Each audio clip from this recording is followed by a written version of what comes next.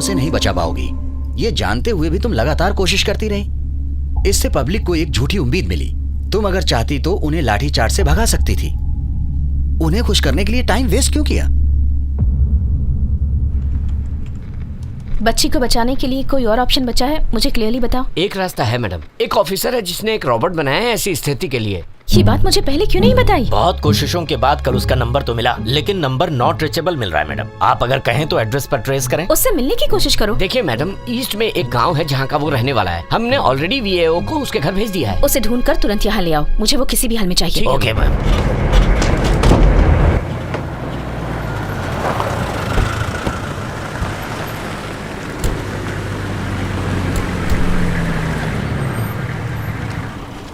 Hello Maharajan, captain ji Maharajan. Good afternoon. Good afternoon madam. Please come. Yes ma'am.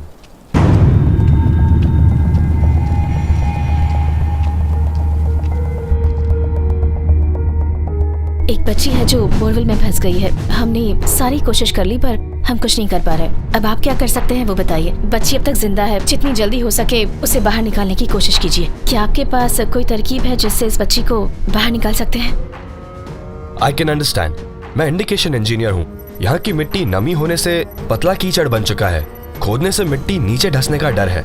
इसके बजाय borewell के parallel 40 foot गड्ढा खोदेंगे और सुरंग बनाकर उसे बोरवेल से कनेक्ट करेंगे। मेरे रेस्क्यू टीम का एक मेंबर उस टनल में जाके लड़की को हमारे बनाए गड्ढे तक ले आएगा।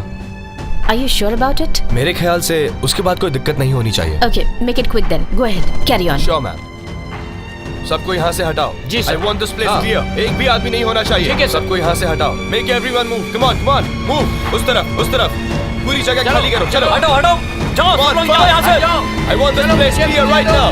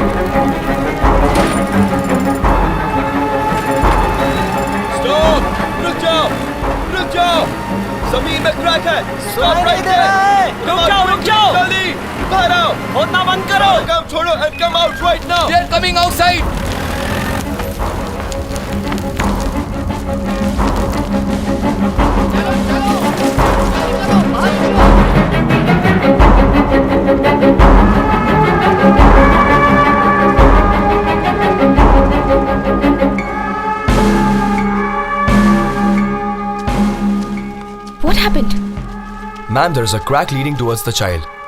If the crack increases further, we'll all be in real danger. The faster we evacuate, the better it'll be for all of us. But we are in the middle of the process. How can we lose it? Ma'am, there is no time to panic. We have to stop the process immediately. We are just waiting for your permission. What about the child? Ma'am, there is no choice. For just one life, we can lose many other lives. No, I can't.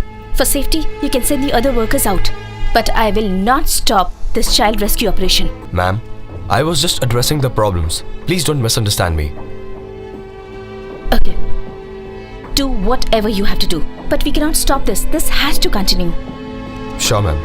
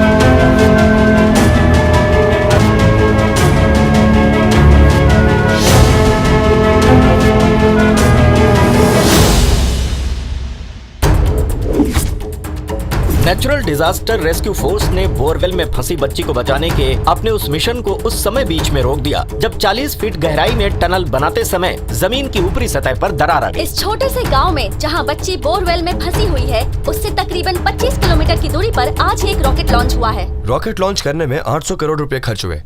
इससे दुनिया को कोई भी फायदा होगा ये हमें वक्त आने पे ही पता चलेगा। लेकिन एक बोरवेल में फंसी बच्ची को बचाने के लिए सिर्फ चंद हजार रुपए की जरूरत है। हम उसमें क्यों चूक रहे हैं? एक्सट्रेंड ने ऐसे रेस्क्यू ऑपरेशन के लिए एक रोबोट तैयार किया है जिसे बनाने में महज 30,000 रुपए का खर्च है। क्या एक बच्ची को बचाने के लिए हम इतना भी खर्च नहीं कर सकते?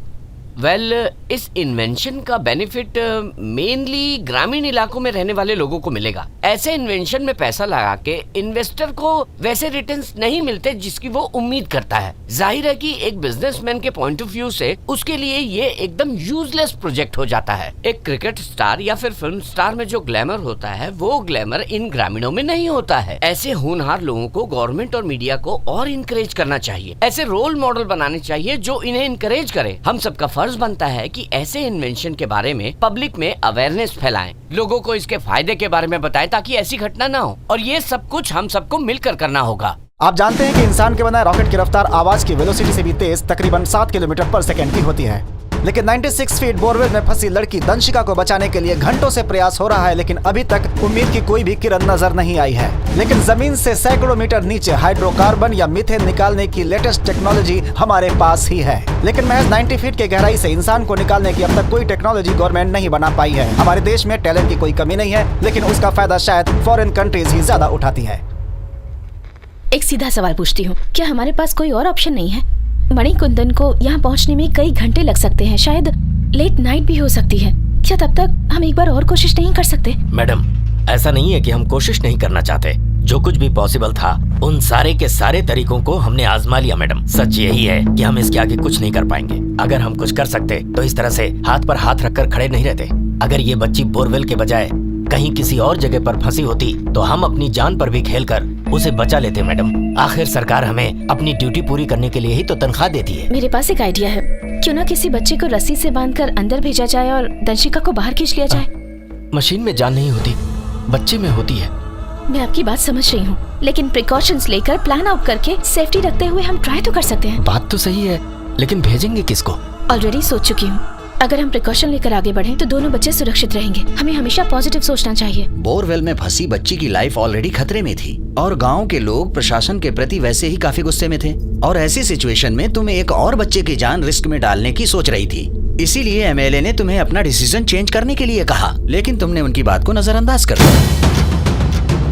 जमींदार ने बताया कि बहुत ही जल्द दंशिका को बचाने की कोशिश फिर से शुरू कर दी जाएगी। हालांकि ये स्पष्ट नहीं हो पाया है कि वो इस मुहिम को कैसे आगे बढ़ाने वाले हैं। लेकिन इस बीच जहां पर ये हादसा हुआ है वहां स्थितियां बहुत ही भयावह बनी हुई हैं। बच्ची की जान लगातार खतरे में है। फिलहाल उस जमीन के मालिक जमींदार बालकृष्ण को अरेस्ट कर लिया गया है।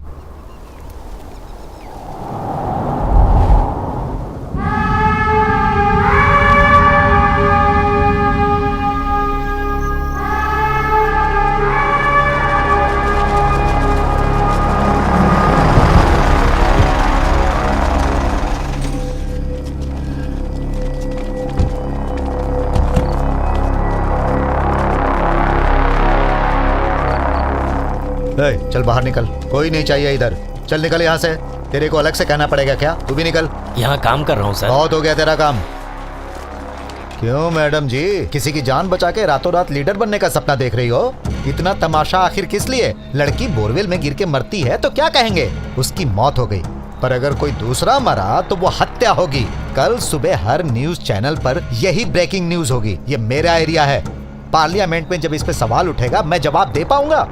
वो रिपोर्टर जो कैमरा लेकर खड़े हैं ना, वो तुम्हें नहीं बल्कि सब के सब मुझे कटघरे में खड़ा कर देंगे। डॉक्टर इधर आओ, इधर आओ। तुम्हारे हिसाब से और कितनी देर जिंदा रहेगी? देखो मुझे गलत मत समझो, तुमने पहले भी ऐसी मौतें देखी होंगी। हाँ सर, ऐसे कंडीशन में काफी देर पहले डेथ हो सकती थी, लेकिन अजीब बात है कि उसकी सांसें अभी भी चल रही हैं। अरे और कितनी देर तक चलती रहेगी? आखिर मरना तो है ही ना। कलेक्टर मैडम ऐसे देख रही है जैसे मैं मारने वाला हूँ। तुम सुनो, इधर आओ। उसे बचाने का और कोई तरीका बाकी है क्या? सिर्फ एक ही तरीका है। वो क्या है? उसके जिंदा रहने तक कोशिश करती रहूंगी। हाँ? आप बताइए क्या करूं? एक नन्ही सी जान को मरता देखूं? आपकी तरह अपनी आंखें फेर लूं? उसके मरने के बाद चैन से सो पाएंगे आप? लोग इस उम्मीद में हैं कि मैं उस लड़की को बचा लूंगी। किसी की उम्मीद को जिंदा रखना गुनाह है क्या? कोई मेरे बारे में अच्छा सोचे या बुरा, अपनी कोशिश के प्रति ईमानदार रहूंगी। किसी भी हद तक बचाने की कोशिश करूंगी। तुम्हें करने दूंगा तब ना। ये मेरी अपनी समस्या है। लड़की मरी तो मैं जवाब दूंगा। हमारी सरकार उसे मुआवजा देगी, मेरी पार्टी उसे पैसे देगी, मैं पैसे दूंगा। पैसों से उसके आंसू पूछेंगे। एक गरीब को और चाहिए क्या? पैसों से बड़ा कोई मरहम नहीं। मेरी बात सुनो और उसे समझो। दुनिया को दिखाने के लिए उसे बचाने की एक्टिंग करते रहो। हॉस्पिटल ले जाने के बाद उसे मरा हुआ घोषित कर देंगे। बात समझ गए ना? भूपति, आज रात को 5 लाख कैश रेडी रखो उसके मरने के एवज में। वो मरने वाली है। हमारे इस देश को सिर्फ 2 लोग चलाते हैं, यहाँ के नेता और ये अधिकारी। जनता हमारे पास आती है अपनी समस्या का हल पाने के लिए, लेकिन अपने वोट इन्हें देकर सारे पावर इन्हें दे देती है।